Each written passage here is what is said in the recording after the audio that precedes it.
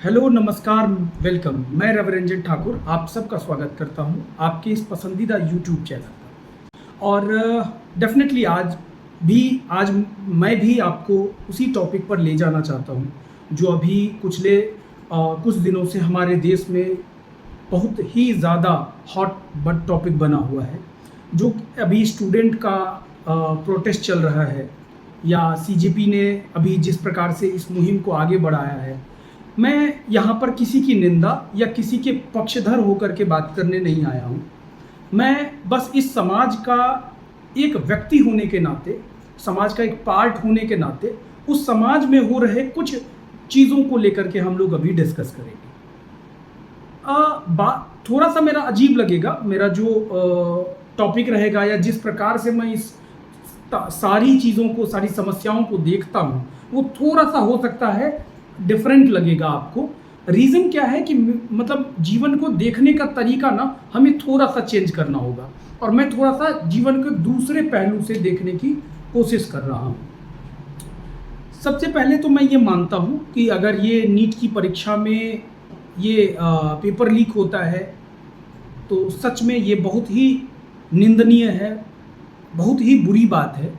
और जिस प्रकार से प्रोटेस्ट हुआ, मैं उसकी भी थोड़ी सी मुझे निंदा करता हूँ। रीज़न क्या है कि आप जिस टॉपिक के लिए वहाँ पर आए थे उस टॉपिक से ही आप भटक गए, आपने कुछ अलग ही चीज़ों को छेड़ दिया, जिस वजह से जिन लोगों को बातों को सीरियस लेना था उन लोगों ने आपकी बातों को सीरियस नहीं लिया और उन्होंने उसे एक गलत रूप रेखा में परिवर्तित कर दिया। चाहे आप वो जिसकी गलती हो, जिसने जो किया हो। बट मेरा सवाल थोड़ा सा ना इस समाज से है, उन माता पिता से है कि हमारे समाज में एक बच्चा पैदा होता है, एक नवजात शिशु पैदा होती है, और हमने उसे किस प्रकार का प्रोडक्ट बनाने के लिए हम तैयार हो गए कि जो बच्चा नॉर्मल था उसे उस एग्ज़ाम में सिर्फ अगर रैंक नहीं आएगा तो वो उसे प्राण से भी ज़्यादा कीमती था। वो रैंक, अगर रैंक नहीं आई तो उसने अपनी आत्महत्या कर ली। लगभग 12-14 लोग स्टूडेंट्स ने आत्महत्या कर ली, नीट का रिजल्ट सिर्फ खराब होने से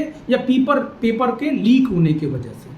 तो मेरा सवाल उन माता पिता से है या उन समाज में उस तमगे से है कि क्या इतनी बड़ी चीज़ थी वो कि उसका हम प्रतिकार इस प्रकार से लें कि वो आत्महत्या कर ले।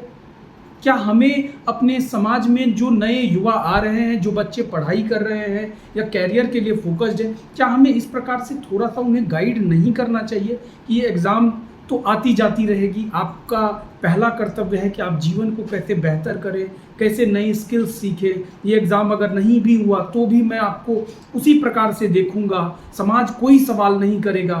हुआ तो भी बहुत बढ़िया, नहीं हुआ तो भी कोई बात नहीं, कुछ और कर लेंगे, कुछ नया कर लेंगे।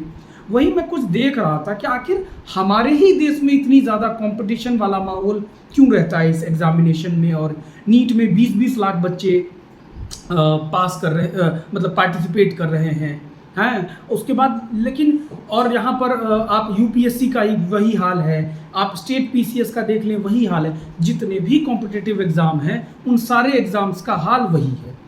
क्या हमें नहीं लगता कि अगर हमने अपने बच्चों को थोड़ा सा अलग तरीके से भी उन्हें ज्ञान देना शुरू किया, हम अगर उन्हें स्किल्ड करना शुरू किया, तो हम उन्हें खेल में भी आगे कर सकते हैं। आज हमारा देश ओलंपिक में अगर एक गोल्ड मेडल ले आता है तो वो बड़ी बात हो जाती है। रिसेंट में जो हमने लगभग शायद 6 या 8 पदक जीते थे ओलंपिक में, वहीं अमेरिका इतनी छोटी जनसंख्या के साथ लगभग 150-200 पदक जीत करके आ रहा है। क्या वहाँ पर भी इसी प्रकार से चीज़ें होती है? सरकार सही गलत, पेपर लीक होना ना होना, ये सब धीरे धीरे कहीं ना कहीं चलता रहेगा। इसका रीज़न बता रहा हूँ, आप मुझे बोलेंगे कि ये चलता रहेगा, ये तो बहुत गलत वर्ड बोल रहे हैं। इसलिए मैं कह रहा हूँ क्योंकि जब 20 लाख बच्चे किसी एग्ज़ाम में भाग लेंगे तो 20 लाख बच्चे के पेरेंट उसमें इन्वॉल्व हुए, और उसमें रैंक लाने के लिए कौन किस प्रकार का व्यक्ति है, कौन किसकी पहुँच कहाँ तक है, आप कुछ नहीं जानते हो।